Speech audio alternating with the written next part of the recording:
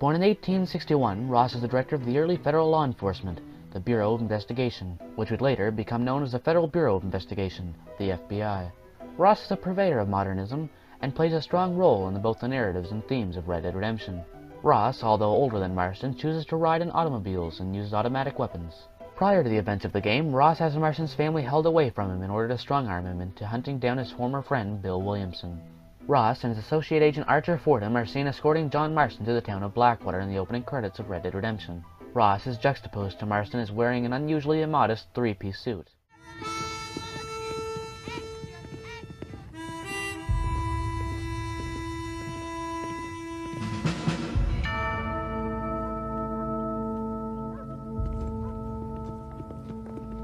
Ross is only partly explained through early references to the government agents in Blackwater, and is obscured through Marston's reluctance to explicitly state his situation to his various allies.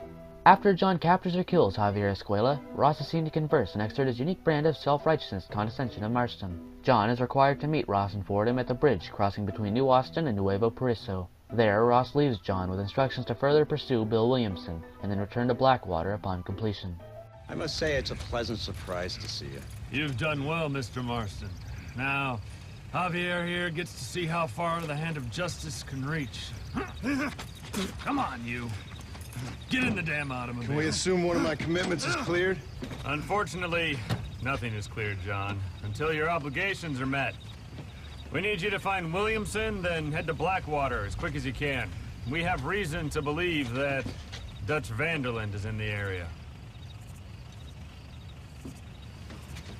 Oh, your wife sends her regards.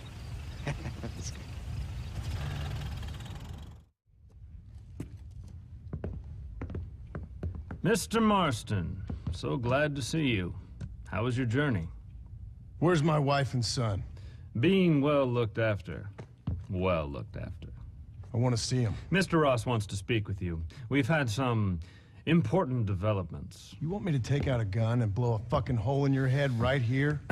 Right now? You want that? Mr. Marston. You want that? Mr. Marston, I ask you to calm down. Why? Why? I did what you asked. I got you Williamson and Escuela.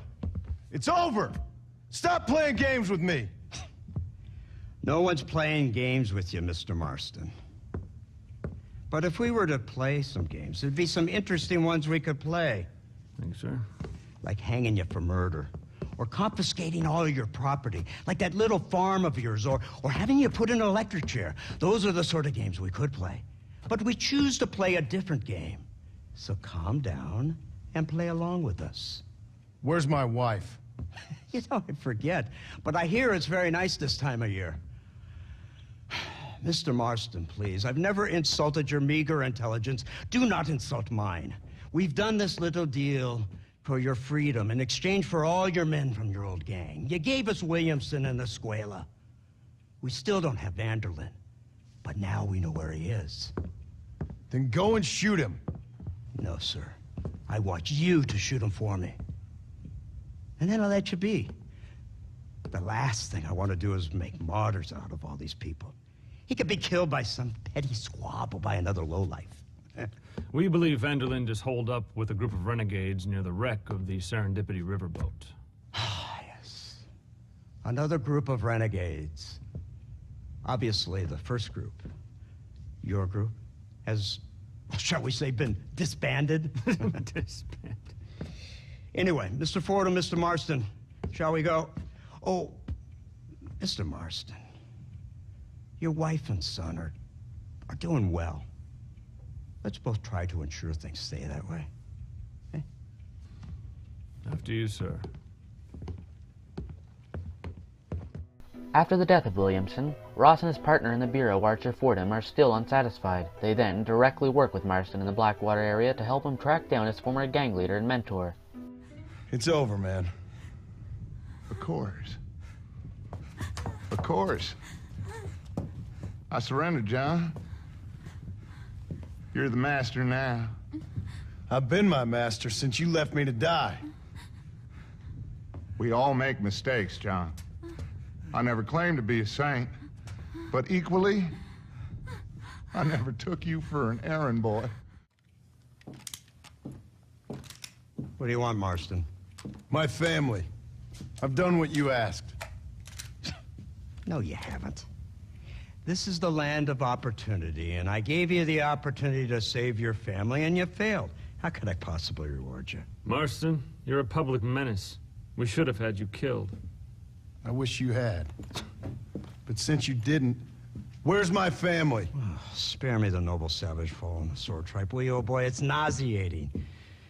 You don't wish to be dead. You're an insignificant creature desperately clinging on to life like the rest of the scum in this town. Yeah, I know it's tough. You like Dutch. He's a charming fellow. He makes sense. He's like one of those nature writers from back east. Only he takes things a tiny little step too far. Rather than just loving the flowers and the animals and the harmony between man and beast, he shoots people in the head for money and disagreeing with them. He's a goddamn killer. Now, I'm not a great intellect, but the metaphysical leap from admiring the flower to shooting a man in the head because he doesn't like the flower is a leap too far. So, I know it's easy. You see, me and Archer, we're the bad guys. We enforce the rules. Now, while the rules may not be perfect, they're really not so bad. Exactly. What's the alternative? Yeah. See, I'll tell you what the alternative is. It's not complicated. It's about one man and his gun versus another man.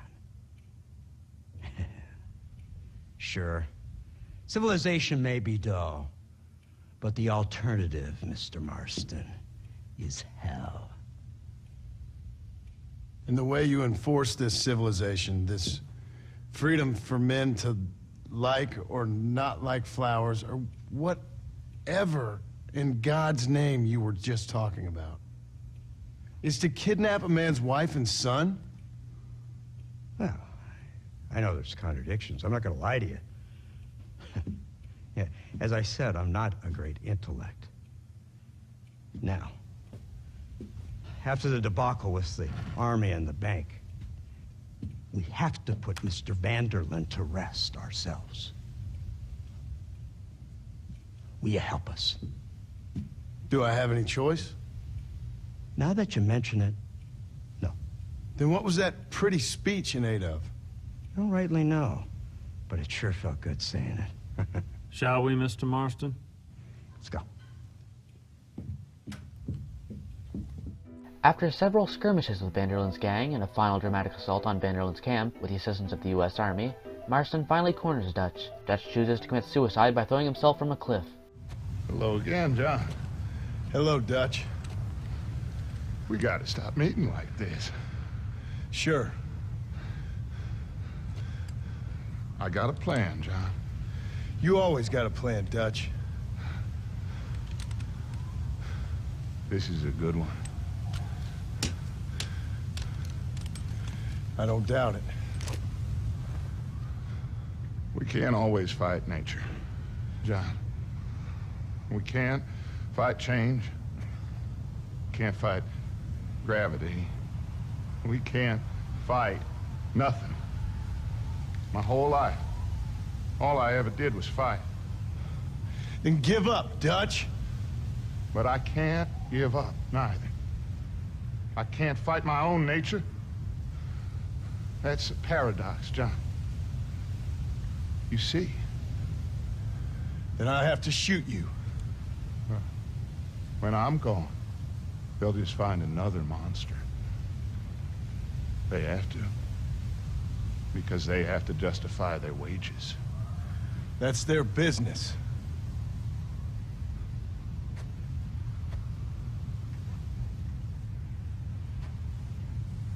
Our time has passed, John. After Vanderlyn's death, Ross is unimpressed with Marston's inability to have shot Dutch himself. taking Marston's pistol and shooting Van Erlen's mangled corpse. Ross states that it looks better in the report.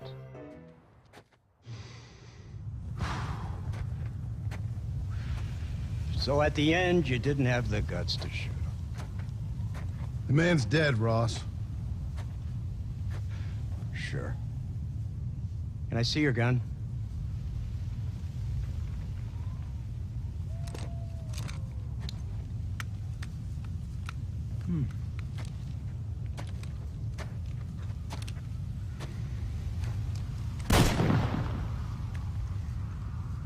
Oh, trust me. It looks better in the report that way. Where's my family? Your wife was killed in a prison riot last week. So, I'm only joking, dear boy.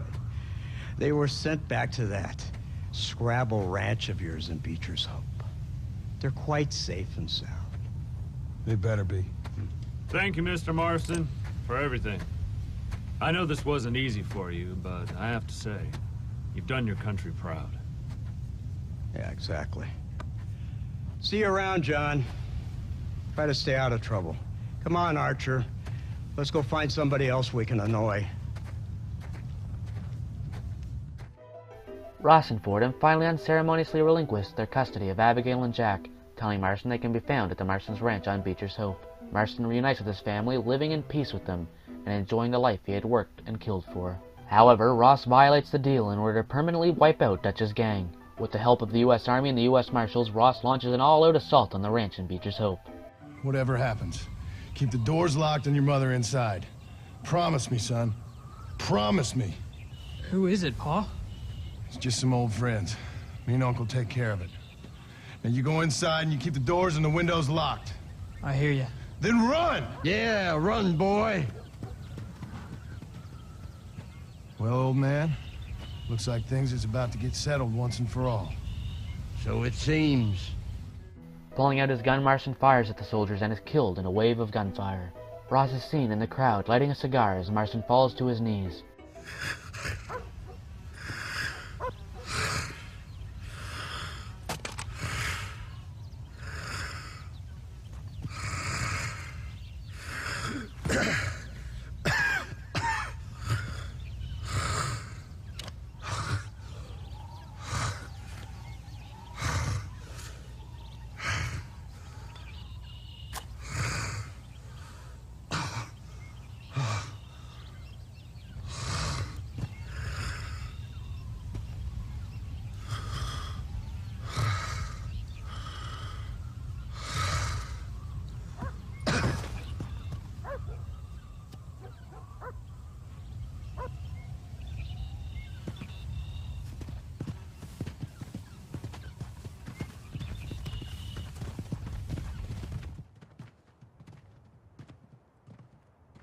Jack Marston in 1914 would track down Ross. Jack then crosses into Mexico and finds Philip Ross hunting along Rio del Toro.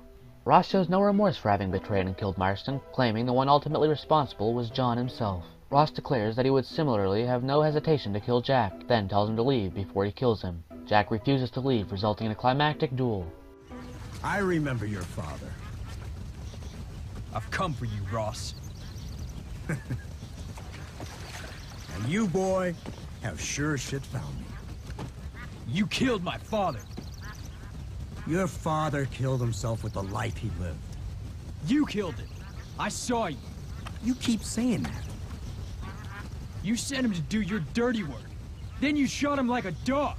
And I'll shoot you like one too, you little piece of trash. Now get out of here before I kill you as well! I ain't going nowhere, old man.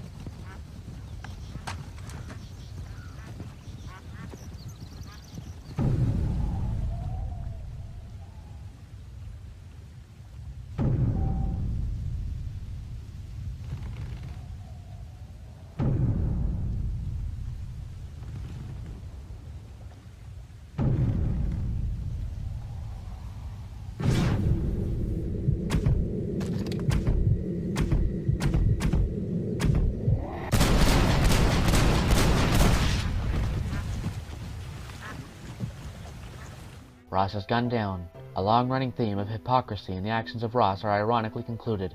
recalling the statement that everyone will eventually pay for what they have done. This is everything we know about the Federal Bureau agent Edgar Ross in Red Dead Redemption. Thank you for watching. He rode a blazing saddle, he wore a shining star. His job to offer battle